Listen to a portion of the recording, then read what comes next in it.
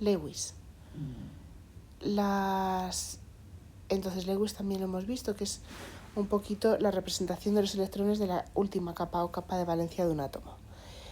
Y aunque se hicieron solo inicialmente para el covalente, también nos valen para el enlace iónico. Siempre en esta representación y en general lo que pasa es que se comparten uno o más pares de electrones.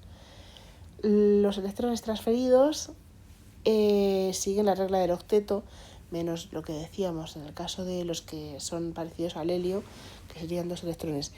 Y también hay muchas excepciones, entonces también eso hay que tenerlo en cuenta.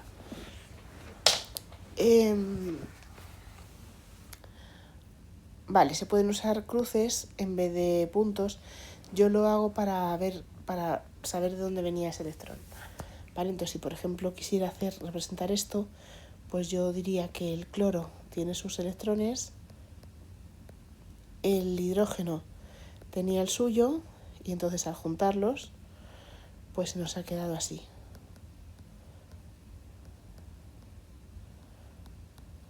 ¿Vale? Bueno, Lewis, que ya lo sabíamos, los pares de electrones se pueden poner unidos con rayas, o sea, podría poner esto así. Bueno, si lo pongo mejor ordenado así, pues esto sería como si pongo rayita y una raya por cada 2 electrones, ¿vale? Aquí sería estos 2 electrones compartidos. Entonces, puedo tener enlaces dobles si comparto un electrón, ¿vale? Como en todos estos. Enlaces dobles si comparto 2 electrones, porque esto sería que están así. Por eso comparten 2 pares de electrones. Y bueno, pues aquí tenéis un montón de ejemplos, ¿no? De el agua. Entonces si no sabéis hacerlo, pues bueno, me lo decís y lo vemos. Pero como es un contenido que viene desde cuarto de la ESO, es básicamente ponerte los electrones que tienes en la última capa. Por ejemplo, vamos a ver el del nitrógeno, ¿vale? Que tiene 7 electrones. Entonces, si hago su configuración electrónica,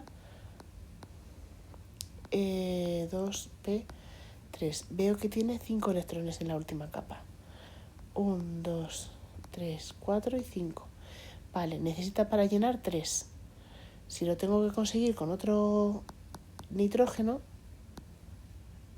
y necesita 3, quiere decir que tiene que coger 3 del otro nitrógeno. Pues tendrá que compartir 3, porque no los puede coger porque son covalentes. Así que si cojo 3, pues ya solo me quedan 2. ¿Vale? Y así es como hace el enlace triple. Da igual donde coloquemos los otros, ¿vale? Da igual porque no tienen una posición prioritaria. Solo los que se enlazan átomo con átomo sí que tenemos que ponerlos bien. Vale. Pues eso, muchos ejemplos, los miráis, tal. Hay algunos que no siguen la regla del octeto. Entonces, ¿por qué? Pues por ejemplo el berilio no la sigue porque realmente tiene que estar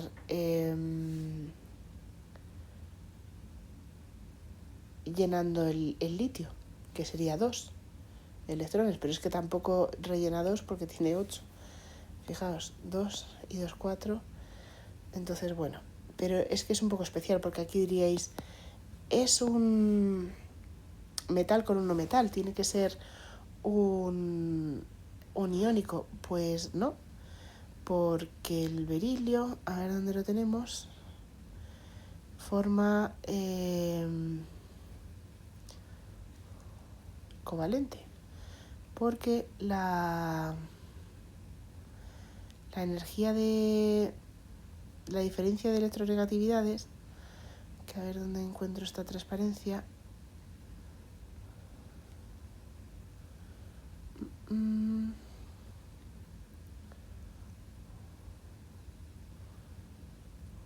igual la tenía ya la misma.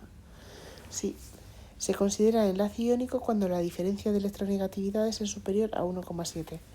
Si vemos las electronegatividades del cloro y del berilio, o sea, cloro y berilio, son menores, la resta es menor que 1,7. Por lo tanto, no se considera iónico, se considera covalente. Y por eso hablamos de la molécula. Y por eso hacemos Lewis a muerte. Porque ese compuesto es covalente a todos los efectos. Vale, pero que no lo cumplen. O sea, aquí, por ejemplo, el boro, que se considera más bien no metal, y ahí no tendríamos problemas, tampoco cumple la regla del octeto, porque llena 6. ¿Vale? Entonces, bueno, pues son excepciones y estas no queda otra que sabérnoslas porque no vamos a poder hacerlo de otra manera. Entonces, pues nos aprendemos las excepciones y ya está. El caso del pentacloruro de fósforo, pues fijaos, el fósforo llena a 10. El hexafluoruro de azufre, el ion trilloduro, trifluoruro de cloro, vale, pues estos no nos queda otra que aprendérnoslos porque ya está. Especies con un número impar de electrones que no están completados, pues esto es lo que llamamos radicales, como los que se unen en orgánica, porque es que los unimos porque tienen ese electrón que se engancha a cualquier sitio y son por eso especies muy reactivas, porque buscan utilizar ese electrón para formar un nuevo enlace y ganar estabilidad. Entonces, bueno, estos son los radicales. Que puede haber de muchos tipos, como vemos en orgánica, pero bueno, aquí en inorgánica pues tenemos estos ejemplos. Y luego está el fenómeno de resonancia, que si tenemos exactamente una molécula, ¿vale? Que puede ser, fijaos, escrita así o así. Y es exactamente lo mismo, porque tiene los mismos electrones en todos los lados, pero la puedo escribir de las dos maneras, se dice que está en resonancia. Y es que estos enlaces, que parecen distintos, cuando los medimos en la realidad, esta es la molécula de ozono, tienen la misma longitud, entonces no puede ser que uno sea doble y otro simple. Es como que los dos son 1,5, por así decirlo, y por eso esta manera de escribirlo. ¿Vale? Y aquí tenemos pues otro ejemplo de que está en resonancia. El ejemplo más típico es el del benceno, que se supone que es así, pero también podría ser así. Entonces, para decir, bueno, es que está en resonancia, las dos valen y es que no hay átomos, o sea, enlaces más grandes o menos grandes o lo que sea. En teoría, el enlace doble tendría que ser más pequeño que el enlace, o sea, más corto que el enlace simple, pero lo que se ve es que son todos iguales. Y por eso se elige poner el benceno así. Bueno, entonces, practicamos un poquito. Considere las sustancias flúor, cloruro de hidrógeno, níquel y bromuro de potasio. Indique el tipo de enlace que presentan cada una de ellas. Pues covalente, metálico, iónico. Justifique si conduce la corriente eléctrica y en qué condiciones. El níquel sí siempre porque es metálico y tiene los electrones libres, el mar de electrones característico de los metales. Los covalentes nunca.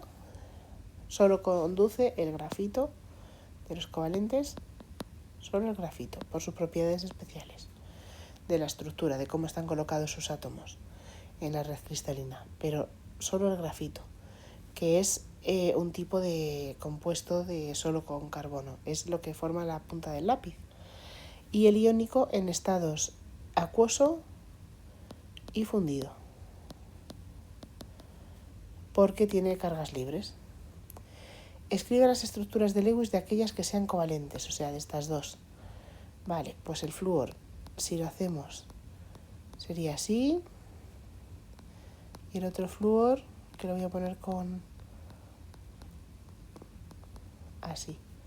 De tal forma que el enlace, pues sería este.